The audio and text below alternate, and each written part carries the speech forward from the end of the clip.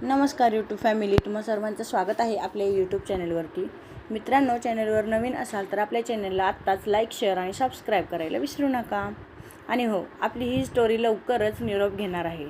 त्यानंतर मी एक छान अशी लव्ह स्टोरी आपल्या चॅनलवर अपलोड करणार आहे, तीही पाहायला विसरू नका. वळूया आपल्या आजच्या भागाकडे. इतक्यात कोणीतरी शिट्टी वाजवत गोडाऊनमध्ये येतं. राजवीरला पाहून तो त्याच्याकडे जातो. त्याला तसं बसलेलं पाहून तो राणाला म्हणतो, कोणाची एवढी हिंमत झाली ज्याने माझ्या भावाला, माझ्या याराला असं गुडघ्यावर बसवलं? दम असेल तर माझ्यासमोर या. आता मात्र खुशीचा पारा अजूनच चढला होता. ती विजयच्या पाठीमागे उभी राहून त्याच्या खांद्यावर टॅप करते. राणाला वाटतं की आता राजवीरला असं बसण्याची गरज नाही आणि तो खूप आशेने विजयकडे पाहतो. विजय मागे वळतो आणि चेहरा थोडा हसरा, थोडा रडवा करून म्हणतो, तुम्ही? तो काही बोलण्याआधीच खुशी त्याचाही कान पकडते. तो म्हणतो, तो मोठ्याने ओरडतो, सॉरी सॉरी भाभी सॉरी. त्याच्या तोंडून भाभी हे ऐकताच राणाला समजतं की ती त्यांची लेडी बॉस आहे. तो पटकन गुडघ्यावर बसतो. त्यानंतर खुशी त्या तिघांना उठायला लावते आणि म्हणते, हा सगळा काय प्रकार आहे? आणि तुम्हा दोघांना हे तुमच्या बायकांच्या कानावर घालावं असं हे वाटलं नाही का? त्यानंतर राजवीर खुशीला शांत करतो आणि तिला सोफ्यावर बसवतो.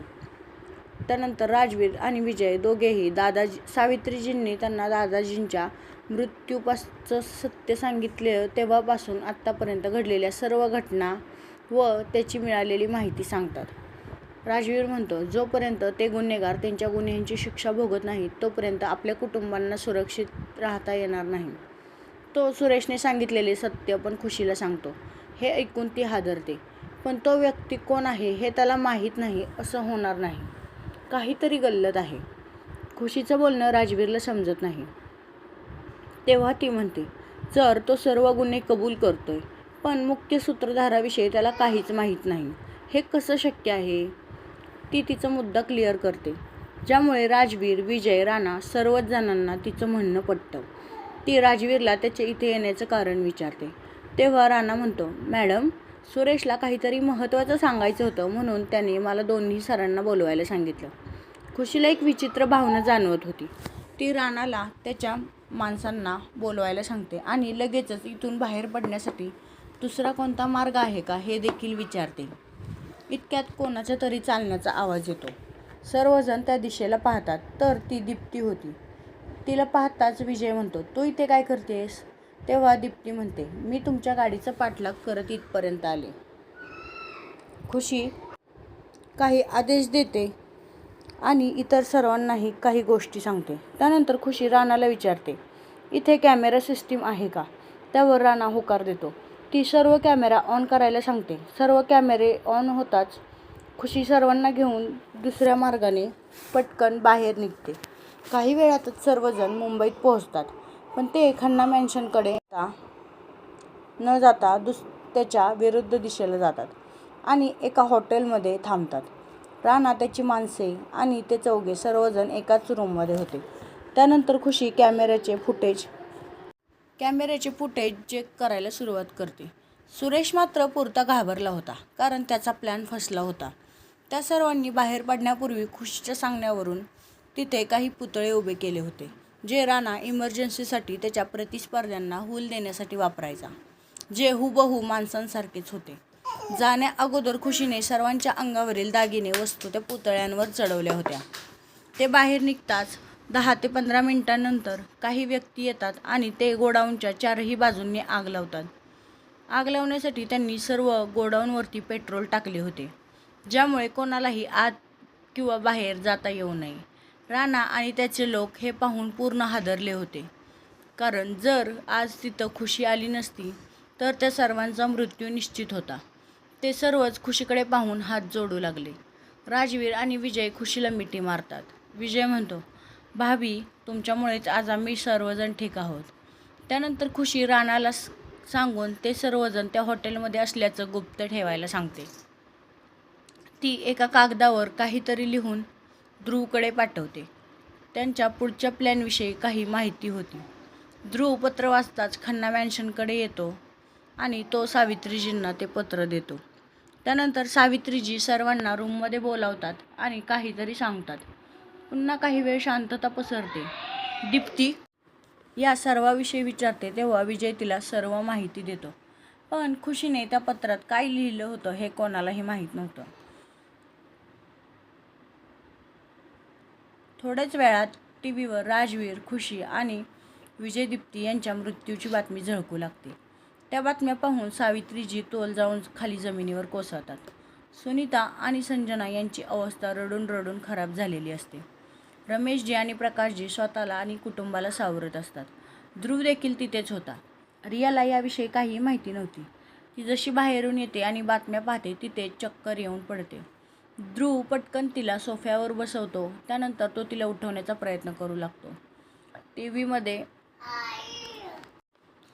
न्यूज होती की प्रसिद्ध आणि तरुण businessman Mr Rajveer Khanna, Mrs Khushi Khanna आणि मिस्टर विजय मल्होत्रा, दीप्ती मल्होत्रा आणि त्यांची काही खास माणसे एका गोडाऊनमध्ये लागलेल्या आगीत जळून खाक. आगीचे कारण अद्याप अस्पष्ट.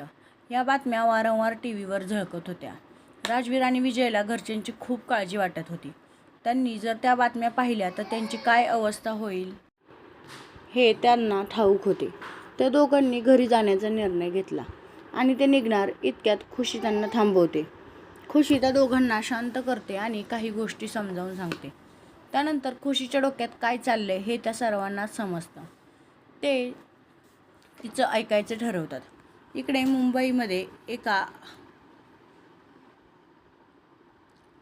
मुंबईमध्येच एका आलिशान बंगल्यात एक धिप्पाड व्यक्ती सोफ्यावर बसून त्या मोठ्या स्क्रीनवर वारंवार झळकत असणारी ती बातमी पाहत होता आणि मोठमोठ्याने हसत होता. त्याला हसताना पाहून इतर लोकही हसत होते. इतक्यात त्याचा फोन वाजतो आणि एक व्यक्ती टीव्हीवरील सर्व बातम्या खऱ्या आहेत असं सांगतो. त्या सर्वांचे जळालेले मृतदेह सापडले आहेत. ते पोलिसांच्या ताब्यात आहेत आणि त्यावर त्यांचे काही दागिने आणि वस्तू देखील सापडल्या आहेत असंही तो म्हणतो. हे ऐकून तो त्याच्या माणसांना मिठाई वाटायला सांगतो. खन्ना आणि मल्होत्रा परिवारातील सर्वच सदस्य खूपच दुःखात होते. पोलीस वारंवार खन्ना परिवारात ये-जा करत होते. मोरे कुटुंबही मुंबईत पोहोचली होती. त्यांना या सर्व विषयी टीव्हीवरील बातम्यांमधून समजले होते. खुशीने मॅनेजरला सांगून खूप साऱ्या गाद्या आणि बेडशीट्स त्या रूममध्ये मागवली होती. ती हॉटेल रूम खूपच मोठी होती. त्यात 2 वेगवेगळ्या बेडरूम्स, एक मोठा हॉल आणि एक किचन देखील होते. आता काही दिवसांसाठी तेच त्या सर्वांचं घर होतं. मॅनेजर राणाचा खास मित्र होता. त्यामुळे त्यांची माहिती कोणालाही समजणार नाही याची त्यांनी विशेष काळजी घेतली होती.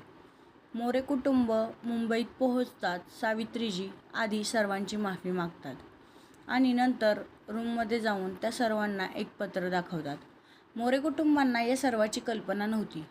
थोडा वेळ असाच जातो. मॅनेजर किचनसाठी लागणारे सर्व साहित्य जे खुशीने मागवले होते ते घेऊन येतो आणि त्यांच्या रूममध्ये पोहोचवतो. खुशी सर्वांसाठी छान असं साधं पण चविष्ट जेवण बनवते आणि सर्वांना जेवायला बोलावते. राजवीर आणि विजय खूपच चिंतेत होते, पण खुशीचं ऐकून ते दोघे जेवायला बसतात. ते दोघे राणा आणि सर्व बॉडीगार्ड्सना देखील जेवणासाठी बसवतात. राणाने पहिल्यांदाच घरचं इतकं चविष्ट जेवण खाल्लं होतं. एक घास खाताच त्याच्या तोंडून वा असं निघतं.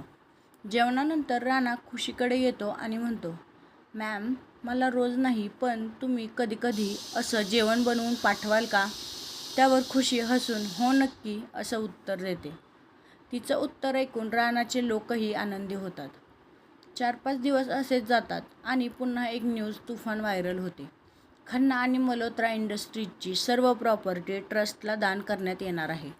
आता मात्र कोणाचंच डोकं चालत नव्हतं. सर्वच खूप चिंतेत होते. खुशी पुन्हा एकदा बातमी नीट ऐकते आणि ती काहीतरी विचार करून ध्रुवला फोन करून काहीतरी सांगते. खुशी नक्की काय करत होती हे कोणालाही माहीत नव्हतं. ही न्यूज कुठून आली हेही समजत नव्हतं. ध्रुव खन्ना मॅन्शनमध्ये येतो आणि आपण आत्ताच हे घर सोडतोय असं सांगतो. तो डोळ्यांनीच सर्वांना काहीतरी इशारा करतो, त्यामुळे कोणीही त्याला विरोध करत नाही. हे प्रकरण नक्की काय आहे हे कोणालाच काहीही समजत नव्हतं. त्यानंतर सर्वजणांना घेऊन ध्रुव त्याच्या घरी नेतो आणि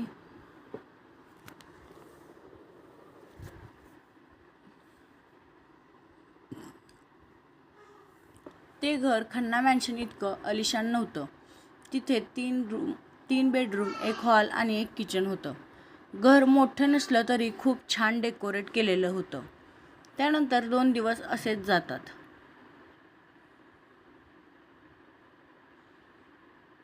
रिया रात्रीच्या वेळी घराच्या टेरेसवर बसून राजवीर, खुशी, विजय, दीप्ती यांची आठवण येत असल्यामुळे खूप रडत होती. इतकं की तिचा श्वास अडकू लागला होता. ध्रुव ताजी हवा खाण्यासाठी टेरेसवर येत होता. रियाचा आवाज ऐकून तो पळतच तिथे येतो आणि तिला त्रासात पाहून तिला पटकन मिठी मारतो आणि तिच्या पाठीवरून हात फिरवत तो तिला शांत करतो, ज्यामुळे ती शांत होते आणि तिचा श्वाससुद्धा नॉर्मल होतो. तो तिला समजावतो आणि म्हणतो, प्रत्येक गोष्टीचा एक वेळ असतो. जेव्हा एखादी गोष्ट नसते तेव्हाच आपल्याला त्याची किंमत कळते. त्यानंतर आपण त्या गोष्टीला किंवा व्यक्तीला आधीपेक्षा जास्त जपायला लागतो. मला माहीत आहे तुम्हाला या छोट्या घरात जुळवून घेणं अवघड जाते, पण लवकरच हे सगळं संपेल. जे होतं ते चांगल्यासाठीच होतं आणि यावर माझा पूर्ण विश्वास आहे. यातूनही काहीतरी खूपच चांगलं घडेल. त्यामुळे तुम्ही अजिबात काळजी करू नका. आणि हो, गेल्या 2 दिवसापासून तुम्ही व्यवस्थित जेवण करत नाही. असं केल्याने तुमची तब्येत बिघडेल आणि आजी, मावशी आणि घरातले सर्वच जण टेन्शनमध्ये येतो मी. आणि तुम्हीही जास्त वेळ वाऱ्यात बसू नका, नाहीतर तुम्हाला थंडी वाजेल. एवढं बोलून ध्रुव खाली निघून जातो. रिया पहिल्यांदाच कोणत्या तरी अनोळखी मुलाच्या एवढी जवळ आली होती. ती नकळत ध्रुवच्या प्रेमात पडते. त्याची काळजी आणि समजावून सांगण्याची पद्धत यामुळे ती त्याच्याकडे आकर्षित झाली होती. ती हलकसं हसते आणि तीही तिच्या रूममध्ये जाऊन आराम करते. दुसऱ्या दिवशी खुशी ध्रुवला कॉल करून काही गोष्टींची माहिती देते. ध्रुव खुशीच्या आदेशाने सर्व तयारी करतो. सावित्रीजी आणि सर्वजण नाश्त्यासाठी येतात. ध्रुवने स्वतःच्या हाताने सर्वांसाठी नाश्ता बनवला होता. त्याला असं काम करताना पाहून रिया अजूनच त्याच्याकडे आकर्षित झाली होती. ती नाश्त्यासाठी बसते आणि सर्वजण नाश्ता करतात. एका हॉटेलमध्ये खुशी वेश बदलून ध्रुवला भेटते आणि पुढे काय करायचं हे त्याला समजावते. तोही त्यावर काम करायला सुरुवात करतो. खन्ना आणि मल्होत्रा परिवाराची सर्व इस्टेट, हॉटेल्स, कंपनी, इतर मालमत्ता एका ट्रस्टला दान म्हणून मिळाली होती. पण या सर्वामागचा खरा सूत्रधार अजूनही लपून वार करत होता. पण आता लवकरच या सर्वाचा पर्दाफाश होणार होता, कारण खुशीने चालच अशी खेळली होती की खरा गुन्हेगार पडदा फाडून सर्वांसमोर येणार होता. पुन्हा 2 दिवस असेच जातात. इकडे खुशी सर्वांचं वेषांतर करायला लावते आणि ती स्वतः आणि दीप्तीचं पण वेषांतर करते. आणि जिथे खन्ना आणि मल्होत्रा फॅमिलीची प्रेस कॉन्फरन्स बोलवली होती तिथे सर्वजण पोहोचतात. खन्ना, मल्होत्रा आणि दोन्ही मोरे परिवार, ध्रुव आधीच तिथे पोहोचलेले असतात. वेगवेगळ्या न्यूज चॅनेलचे लोक कव्हरेजसाठी आपापले कॅमेरे आणि माईक सेट करून ठेवलेले असतात. काहीच वेळात प्रेस कॉन्फरन्स चालू होते. पत्रकार दोन्ही परिवारांना वारंवार प्रश्न विचारत होते. परिवारातील सदस्य त्यांच्या प्रश्नांची उत्तरे देतात. त्यानंतर सर्व पत्रकार तेवढ्यात एक बलाढ्य आवाज ऐकू येतो आणि सर्वांचे लक्ष त्या दिशेने जातो. तो आवाज होता 65 ते 70 वर्षाच्या एका वयस्कर व्यक्तीचा होता. तो शरीराने बलाढ्य होता. त्याचं नाव होतं बलदेव चहल. बलदेवला पाहताच सावित्रीजी दचकतात. सर्वजण त्यांच्याकडे पाहू लागतात. ते सावित्रीजींसमोर येऊन उभे राहतात आणि म्हणतात, मी तुला वचन दिलं होतं की तुझं सगळं हिसकावून घेईन आणि बघ, मी तुझं सर्व तुझ्यापासून हिसकावलं. बलदेवच्या माणसांनी सर्व रिपोर्टर्सचे कॅमेरे बंद केले होते.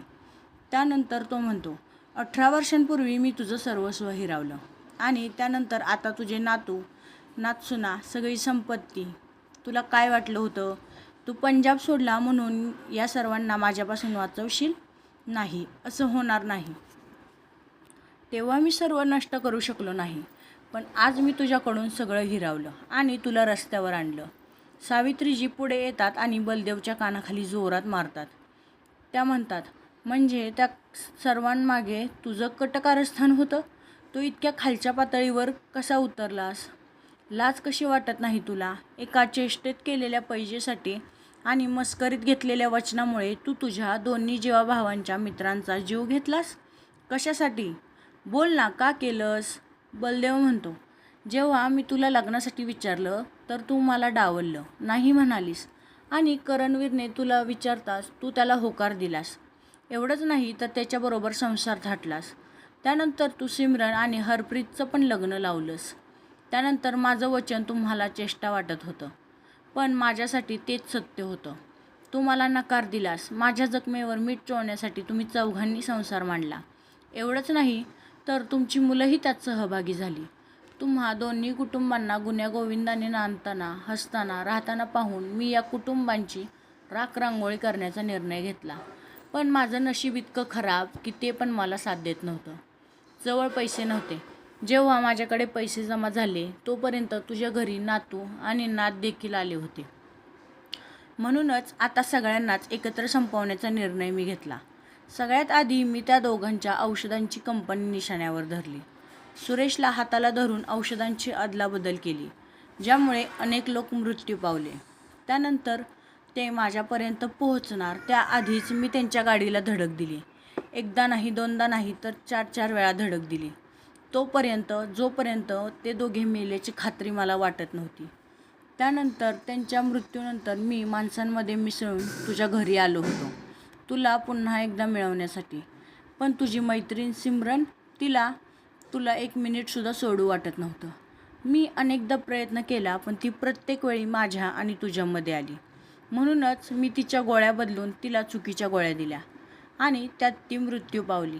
मला कोणालाही शंका येऊ द्यायची नव्हती, म्हणून मी शांत राहिलो. 3-4 वर्ष फक्त तुझ्यापर्यंत धमक्यांची पत्रं पोहोचवली. पण त्या मूर्ख माणसाने सर्वात शेवटी जे पत्र पाठवलं त्यात तुला अशी काही भीती घातली की ज्यामुळे तू पंजाब सोडून गुपचूप सगळ्या कुटुंबाला घेऊन गायब झालीस. तेव्हापासून मी तुला वेड्यागत शोधत होतो. ज्याने तुला शेवटचं पत्र पाठवलं होतं त्याचाही मी जीव घेतला, कारण त्याच्यामुळेच तू माझ्या नजरेसमोरून दूर गेलीस.